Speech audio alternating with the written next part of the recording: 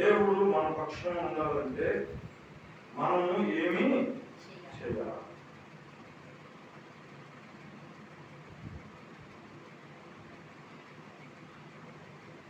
Bible గ్రంథంలో యెహోషువ గ్రంథము 23-24 అధ్యాయంలో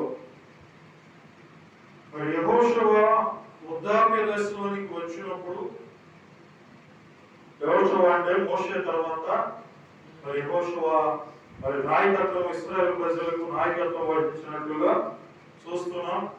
ఇశ్రాయేలు పెద్దలను మరియు సమాజం అంతటిని ప్రోగు చేసి వారికి కొన్ని సూచనలు ఇచ్చాడు. ఆ వర్తమానంలో దేవుడు తానే ఈ కొరకు యుద్ధము చేయవాడు అనే వాగ్దానం కూడా ఇస్తున్నాడు. దేవుడికి స్తోత్రం, హల్లెలూయా. చూడండి, ఉదయకాల సమయంలో దేవుడు మన పక్షం ఉండాలంటే మనము ఏమి చేయాలి అనే అంశాన్ని మనం జ్ఞాపకం చేసుకున్నప్పుడు, యెహోషువ వృద్ధాప్య దశలోనికి వచ్చినప్పుడు, యెహోషువ కూడా ఆయన పెద్ద వయసు వచ్చింది, వృద్ధాప్యంలోనికి వచ్చాడు. మనకు ఇశ్రాయేలు పెద్దలను మరియు సమాజం అంతటిని ప్రోగు చేసి వారికి కొన్ని సూచనలు ఇస్తున్నాడు. పెద్ద వయసు వచ్చేసిన కనుక ఆయన కూడా పెద్దవాడు అవుతున్నాడు కనుక, వృద్ధాప్యమైన వయసు వచ్చింది కనుక ఆయన కూడా ఏం చేస్తున్నాడంటే కొంతమంది అక్కడ పెద్దలైనటువంటి వారిని ఆయన పోగు చేస్తూ ఉన్నాడు. ఎవరిని పోగు చేస్తున్నాడంట? ఎందుకు పోగు చేస్తున్నాడు చెప్పండి? ఆయన ఉన్నటువంటి పెద్దలైనటువంటి వారిని పోగు చేశాడు. చేసి ఏమంటున్నాడంటే, మరియు సమాజమంతటిని పోగు చేసి వారికి కొన్ని సూచనలు ఇస్తున్నాడు. అందరినీ పోగు చేశాడు. ఎందుకంటే పెద్ద వయసు వచ్చేసింది కాబట్టి ఆయన ఏమిస్తున్నాడు? ఆ వర్తమానంలో దేవుడు తానే మీ కొరకు యుద్ధం చేయవాడు. హల్లెలూయా. ఎంతవరకు మరి నా వయసు ఉంది, వయసును బట్టి మరి మిమ్మల్ని నడిపించగలిగాను. తర్వాత నా వయసు ఏమైపోయింది, పెద్దవాడు అయిపోయాను, వృద్ధాప్యంలోకి వచ్చాను కనుక వారందరినీ పోగు చేసి వారికి ఇస్తున్నటువంటి వర్తమానం ఏంటంటే, దేవుడు తానే మీ కొరకు యుద్ధము చేయవాడు అనే వాగ్దానం కూడా ఇచ్చాడు. అలాగే యెహోషువ 23వ అధ్యాయం 10వ వచనం మనం చదివినప్పుడు, తరతరాలుగా దేవుడి వాగ్దానము తన ప్రజలకు ఇస్తున్నాడు. ఏమిస్తున్నాడంటే, ఏమిస్తున్నాడు? దేవుడే తాను మీ కొరకు యుద్ధము చేయువాడు అనే వాగ్దానం. ఏ వాగ్దానం అంట? మన పక్షాన ఎవరున్నారు? దేవుడు ఉన్నాడు. మనకి మరి ఏ విరోధులు వచ్చినా, ఎంత భయంకరమైన పరిస్థితి వచ్చినా, కష్టాలు, నష్టాలు, శ్రమల్లో, శోధనలో ఎవరు మనకు తోడుగా ఉండి యుద్ధం చేసేది? దేవుడే. ఈ వాగ్దానం గురించి ఆయన రాస్తూ 23:10లో తరతరాలుగా దేవుడి యుద్ధం, ఈ వాగ్దానం తన ప్రజలకు ఇస్తున్నాడు. ఇప్పుడు కాదు ఈ వాగ్దానం. ఎప్పుడుదంటే ఇది తరతరాలుగా అబ్రహాము, ఇస్సాకు, యాకోబు, అలాగా దేవుని యొక్క ప్రవక్తలు ఉన్నప్పటి నుంచి దేవుడు అబ్రహాముతో చేసిన వాగ్దానము ఈనాడు తరతరాలు, అబ్రహాం చనిపోయిన కాడి నుంచి ఈ యెహోషువ వరకు ఎన్నైతే తరాలు ఉన్నాయో తరతరాలు దేవుడు వాగ్దానం చేస్తూనే ఉన్నాడు. హల్లెలూయా. చూడండి, తరతరాలుగా దేవుడి వాగ్దానం తన ప్రజలకు ఇస్తున్నాడు. ఎవరికి ఇస్తున్నాడు అంటే తన ప్రజలైనటువంటి వారికి. ఎవరికి ఇస్తున్నాడు ఈ వాగ్దానం? ఎవరైతే యెహోవా యందు భయభక్తులు కలిగి ఆయన త్రోవలో ఎవరైతే నడుస్తారో, ఎవరైతే యెహోవా యందు తమ మనస్సును కలిగి ఉంటారో, యెహోవా యందు ఎవరైతే విధేయత కలిగి ఉంటారో, ఎవరైతే యెహోవాను మరి ఆయనను దేవుడుగా ఎవరైతే ఆరాధన చేస్తారో వారికి దేవుడు తోడుగా ఉండి నడిపించే దేవుడు. హల్లెలూయా. ఆయన తోడుగా ఉండి నడిపించే మన దేవుడు. ఆయన బలమైన దేవుడు, అద్భుతమైన దేవుడు, అనేకమైనటువంటి రాజ్యాలను ఆయన జయించినటువంటి వాడు. ఆయన తన దాసులను, తన ప్రవక్తలను, తన రాజులైనటువంటి వారిని దేవుడు అభిషేకించి అనేకమైన యుద్ధాలు జయించినటువంటి వాడు, యుద్ధంలో గెలిచినటువంటి వాడు. హల్లెలూయా. యుద్ధంలో ఏమేవాడంటే ఆయన గెలిపిస్తాడు. అలాగే నేను ఆయన వాగ్దానం ఏంటంటే తన ప్రజలైనటువంటి వారిని దేవుడు ఏం చేస్తాడంట, వారి కొరకు యుద్ధం చేయవాడు. ఈ మాట ఎప్పుడు ఉంది? తరతరముల నుంచి. ఎప్పుడంట? ఇప్పుడు కాదు ఈ మాట, యెహోషువ సమయంలో చెప్పిన మాట కాదు ఇది. ఆనాడు నుండి అబ్రహాము నుంచి ఇంకా అనేక మంది ప్రవక్తల కాలముల నుండి తరతరముల వరకు ఆయన చెప్పినటువంటి మాట. ఆయన వాగ్దానం చేసిన దేవుడు నమ్మదగిన దేవుడు. హల్లెలూయా. చూడండి, తరతరాల దేవుడు ఈ వాగ్దానాలను తన ప్రజలకు ఇస్తున్నాడు. అయితే దేవుడు ఆ విధంగా తన ప్రజల పక్షంగా యుద్ధం చేయాలంటే వారు చేయవలసిన కొన్ని బాధ్యతలు కూడా ఉన్నాయి. అలా ఆయన చేయాలంటే ఊరిని చేయడండి. ఒకటి, ఆయనతో ప్రజలుగా ఉన్నారు. ఆయన ప్రజలుగా ఉన్నారు. ఎవరు ప్రజలుగా ఉన్నారు? దేవుని ప్రజలుగా ఉన్నారు. లేకపోతే ఆయన చేయడు. దేవుడిని ఆహ్వానించాలి. అయ్యా, నేను బలహీనుడు, అయ్యా, నా బలం సాగుడు, నాకు ఈ రోగం ఉంది, ఈ బలహీనత ఉంది, ఈ బలహీనతగా వస్తే చాలా మంది చనిపోయారు. ఏమండి? చాలా మంది చనిపోయారు. కానీ నాకు అలాంటి బలహీనత నుంచి కాపాడు. హల్లెలూయా. ఏమండి? ఎప్పుడైతే మనం ఆ దీన దశలో, ఆ చివరి క్షణాల్లో మనం యేసుని జ్ఞాపకం చేసుకుంటే ఆయన మనల్ని విడిచిపెట్టే దేవుడు కాదు. ఈ మధ్య యూట్యూబ్ లో కానీ మరి అక్కడక్కడ చెప్తున్నారు, ఫిష్ వెంకటని సినిమా యాక్టర్, ఆయన 2 కిడ్నీలు పాడైపోయాయి. ఆయనకి ఎవరైనా సినిమా యాక్టర్లు ఏమైనా సహాయం చేస్తారేమో అనుకున్నారు. కానీ మరి ఎవరు చేసుకుంటారు, కానీ మరి ఎక్కువగా చేయరు. 70 లక్షలు, 60 లక్షలు, 80 లక్షలు కావాలి. ఏమంటే 1 కిడ్నీ 2 కిడ్నీలు వేయాలంటే మరి వేసినా సెట్ అవుతుందో తెలియదు. ఒకటే గ్రూప్ కావాలి. కనుక ఏదేమైనప్పటికీ ఆయన ఏమయ్యాడు?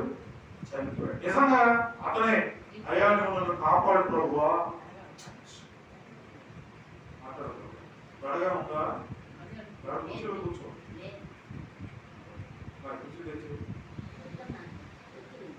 కనుక ప్రభువునందు ప్రియమైనటువంటి వాళ్ళ చూడండి, ఇక్కడ మనం జ్ఞాపకం చేసుకున్నప్పుడు ఆ వ్యక్తి కూడా లాస్ట్ చివరి దినాల్లో, అయ్యా నువ్వు నన్ను కాపాడయ్యా, నువ్వు నన్ను కాపాడితే నీ పరిచయం చేస్తా, అంతకన్నా కావాల్సిందే ఉందా? దేవుడు ప్రాణం ఇచ్చి కాపాడితే ఇస్తే అంతకన్నా దేవుడి కొరకు ఆయన పరిచయంలో అంతకన్నా దానితో మరొక ఏదైనా ఉంటుందా? దేవుడు తరతరాలుగా దేవుడు వాగ్దానం చేస్తున్నాడు. ఆయన పక్షం ఉంటే ఆయన యుద్ధము చేయగలడు.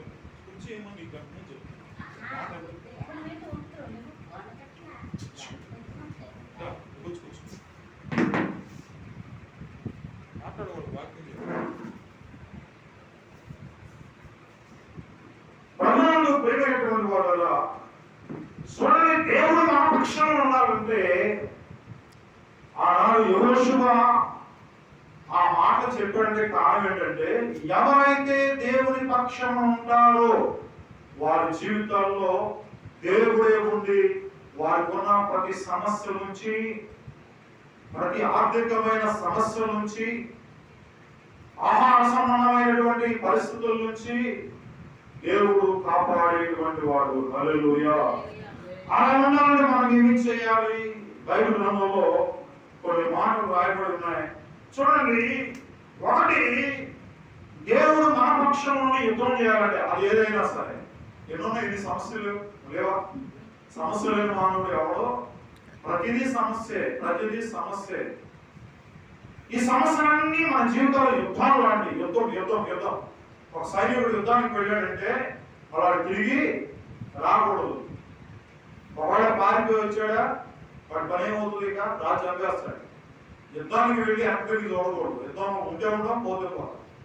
మన జీవితంలో కూడా దేవుని మీద భారం వేసి ముందుకు వెళ్ళిపోవాలి, కానీ వెనక్కి తిరిగి చూడకూడదు. బైబిల్లో ఒక మాట ఉంది, నాగడి మీద చేయి పెట్టి వెనక తట్టు చూసుకోవడం నాకు పాత్రుడు కాదు. నువ్వు దేవుళ్ళలోకి వచ్చాక నీ భారం అంతా ఆయన మీద మోపినట్లయితే ఆయనే సమస్తము చూడగలిగినటువంటి వాడు. ఆయన మీద భారం వేసి ఒక పక్కనేమో దేవుడు కాపాడుతాడా లేదా మరి మరి అని ఒక ఆలోచన కలిగి, లోకం వైపు ఒక ఆలోచన కలిగి, లోకం మనం కాపాడుతున్నటువంటి ఆలోచన కలిగి మనం జీవిస్తే మనం రెండు పడవ మీద కాలేసి ఎక్కడ పడ్డట్టు?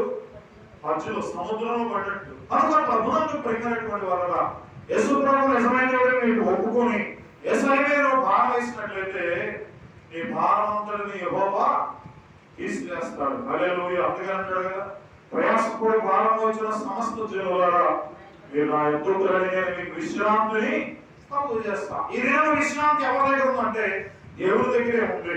కారణం ఏంటంటే దేవుడు నిన్ను బ్రతికించా. ఏ సందర్భాలు బ్రతికించాలా? చాలా సందర్భాలు మనము బైబిల్లో ఒక మాట ఉంది, మన ఒట్టి ఊపిరి లాంటి వాడు. ఎప్పుడేమవుతుంది ఎవరికి తెలియదు. ఈ ప్రాణం ఉన్నంతసేపే అది నాది ఇది నాది, వాడు నావాడు ఈడి నావాడు అన్నీ నాకున్నాయని అతిశయపడతాం, గర్విస్తాం. కానీ ఈ ప్రాణము కాస్త ఈ గాలి లాంటి ప్రాణం, ఆవిరి లాంటి ప్రాణం ఎగిరిపోతే మనం ఏది చేయలేము. కనుక ఏదైనా చేయాలంటే నువ్వు దేవుడు నీకు అండగా ఉండి నువ్వు చేయాలి. హల్లెలూయా. ఆయన నీకు అండగా ఉండి చేసినప్పుడు నువ్వు చేసే ప్రతి కార్యమునకు ఏం కలిగింది? విజయం కలిగింది. అదే యెహోషువ ఆ ప్రజలందరం గురించి చెప్తున్నటువంటి మాట ఏంటంటే, మరి అబ్బాయి మీరు దిగులు పడద్దు, బాధపడద్దు, మీరు నేను వద్దంటున్నాను, నా శక్తి లేని వాడమని మీరు అనుకుంటారు. కానీ నిజమే, కానీ ఈ పక్షమున దేవుడే మీకు తోడుగా ఉండి మీ ఎడలా ఆయన యుద్ధం చేస్తాడు. ఎన్ని విజయాలు కలుగు చేస్తాడు, అలాంటి విజయాలు మీ జీవితంలో జరిగిస్తానని ఆయన వారితో చెప్తున్నాడు. యుద్ధము యెహోవాదే, యుద్ధము చేయగలిగినటువంటి వాడు ఆయనే, అనేవి చేయలేవు. ఆనాడు అనేక మంది భక్తులు కూడా రాజులు అనేటువంటి వారు యుద్ధానికి వెళ్లే ముందుగా వారు ఏం చేసేవాళ్ళట, ఆ ప్రజలను చూసి ఆ బలాఢ్యులను చూసి భయపడిపోయి దేవుడి సన్నిధికి వచ్చి, అయ్యా నువ్వు గొప్ప దేవుడు కదా, మరి ఇంత భయంకరమైనటువంటి శత్రువుల నుంచి మమ్మల్ని విడుదల చేయగలిగినటువంటి వాడు నీవే కదా, ఆ సైన్యాన్ని కలవగొట్టగలిగినటువంటి వాడు నీవే కదా, ఆ యుద్ధాన్ని చేయగలిగినటువంటి నైపుణ్యత నీలో ఉంది కదా, మాకు సహాయం చేయని ఎప్పుడైతే వారు మోకరించి కన్నీళ్లు కాచి ప్రార్థన చేశారో దేవుడు అద్భుతంగా విజయాలను కలుగు చేశాడు. హల్లెలూయా. ఈ దినము నీ కుటుంబంలో ఉన్న ప్రతి సమస్య నుంచి నువ్వు విడుదల పొందాలంటే నువ్వు దేవుడిని ఆశ్రయించాలి. ఎవరి దగ్గర రావాలి? యేసయ్య దగ్గర రావాలి. నువ్వు విరవడానికి వీల్లేదు. నేను నాకు అది ఉంది, ఇది ఉంది, నాకు అన్ని ఉన్నాయి అని నువ్వు విరవేయవా? ఏమండి జాగ్రత్త, నువ్వు విరవేయడానికి వీల్లేదు. ఏమండి నువ్వు జ్ఞానిని కదా నీవు అనుకోకూడదు. నీ జ్ఞానము లోక సంబంధమైన జ్ఞానం అని దేవుని దృష్టిలో వేరే జ్ఞానం. కనుక ఆత్మ సంబంధమైన పర సంబంధమైన జ్ఞానము, దేవుని జ్ఞానము సంపాదించుకున్నప్పుడు నీ జీవితంలో దేవుడు అనేకమైన అద్భుతమైన కార్యాలు జరిగిస్తాడు. ఇక్కడ చూసినట్లయితే చూడండి, మన జీవితంలో దేవుడు మన పక్షంగా ఉండాలంటే కొన్ని అనుభవాలు కలిగి ఉండాలి. మొదలు ఏంటంటే దేవుడైన యెహోవాను ప్రేమించాలి. హల్లెలూయా. ఎవరు ప్రేమించాలి?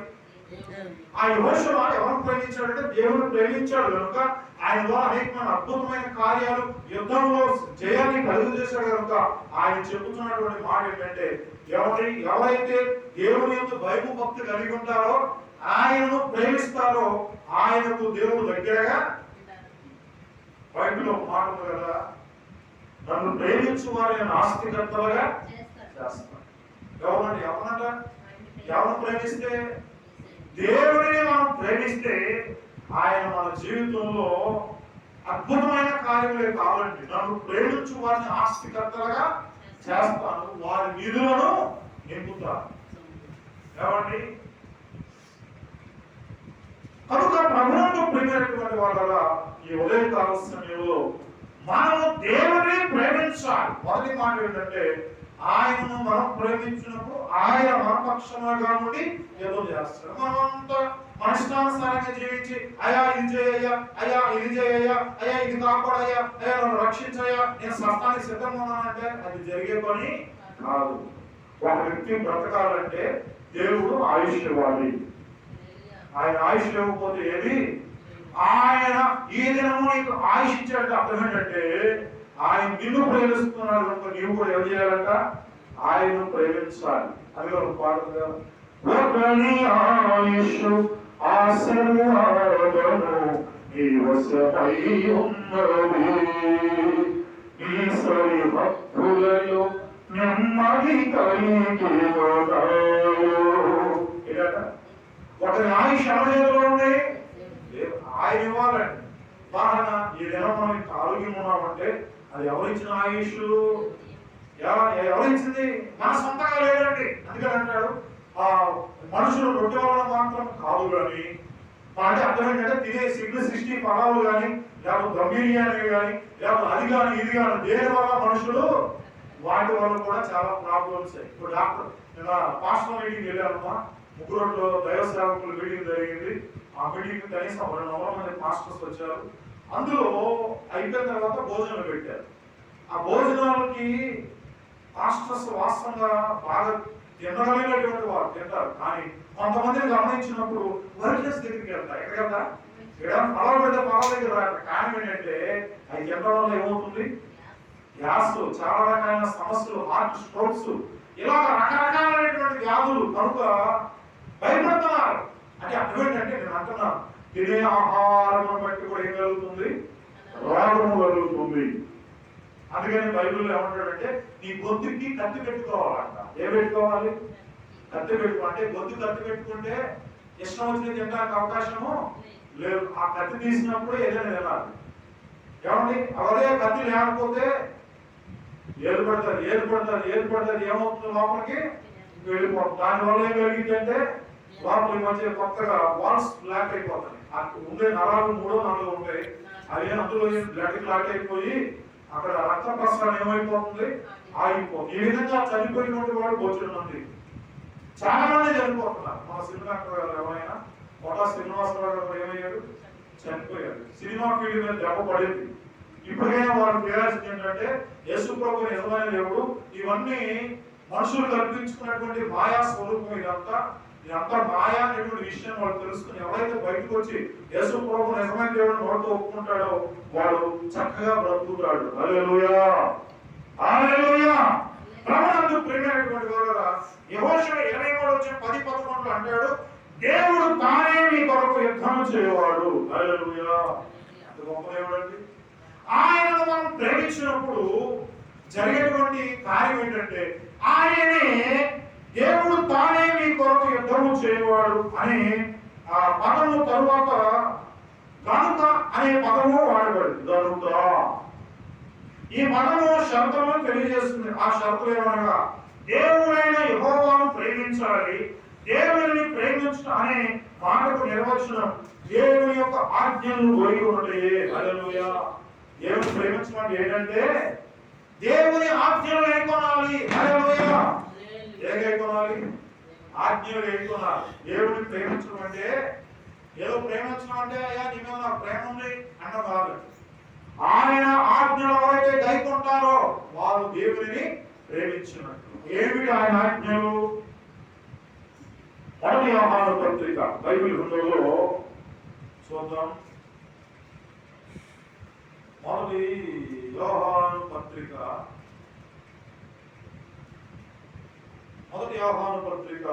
5వ అధ్యాయం దయచేసి చూద్దాం. 5వ అధ్యాయం 3వ వచనాన్ని మనం చదివినప్పుడు అంటాడు, మనం ఆయన ఆజ్ఞలను గైకొనుటయే దేవునిని ప్రేమించుట. ఆయన ఆజ్ఞలు భారమైనవి కావు. హల్లెలూయా.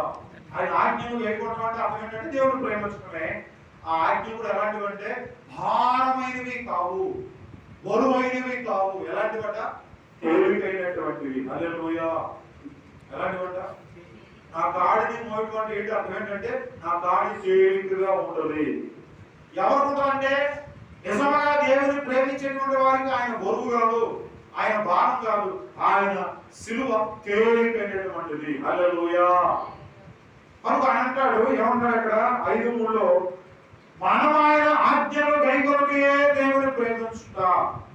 నిజంగా దేవుని ప్రేమించకపోతే ఆయన మన పక్షంగా ఏ కార్యము చేయడు, యుద్ధము కూడా మన పక్షాన చేయడు. అయ్యా ఏంటి శోధనలు, ఏంటి ఈ కష్టాలు, ఏంటి ఇదివరకు లేవయ్యా మరిగిపోయిపోయినట్టు అర్థం ఏంటంటే నీవు దేవుడిని ప్రేమించకపోవడం వల్ల, ఆయన ఆజ్ఞలను గైకొనకపోవడం వల్ల ఈ శోధనలు, శ్రమలు, కష్టాలు కన్నీళ్ళు. కనుక ప్రభునందు ప్రియమైనటువంటి వారి ద్వారా చూసినట్లయితే చూడండి, దేవుడిని యెహోవాను ప్రేమించాలి. ఆ దేవుడు తానే మీ కొరకు యుద్ధము చేయవా. యుద్ధము యెహోవాదే, యుద్ధము యెహోవాదే. యుద్ధం ఎవరిదండి? యెహోవాది. మన పక్షం నుండి ఆయన యుద్ధం చేస్తాడు. ఎవరు యుద్ధం చేస్తాడు? శత్రువైనటువంటి సాతానుతో యుద్ధం చేస్తాడు. చూడండి, బైబిల్ గ్రంథంలో యోబు జీవితంలో మనం చూసినప్పుడు యోబుతో మాట్లాడుతున్నాడు కదా, ఆ సాతానుతో మాట్లాడుతున్నాడు.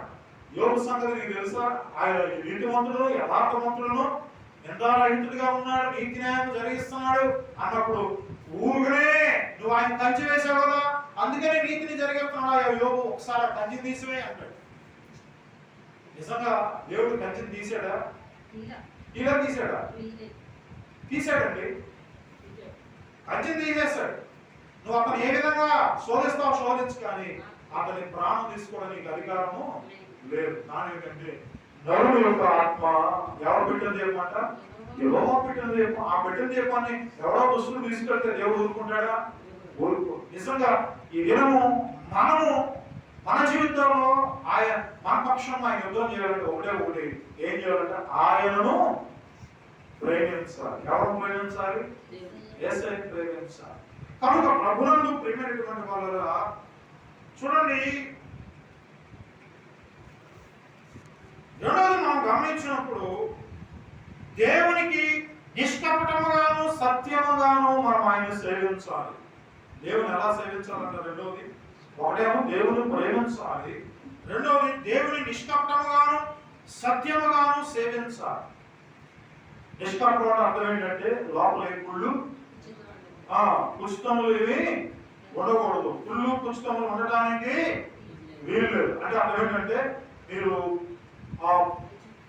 పావుల వలె వివేకులను, పావుల వలె ఎలా ఉండాలంట?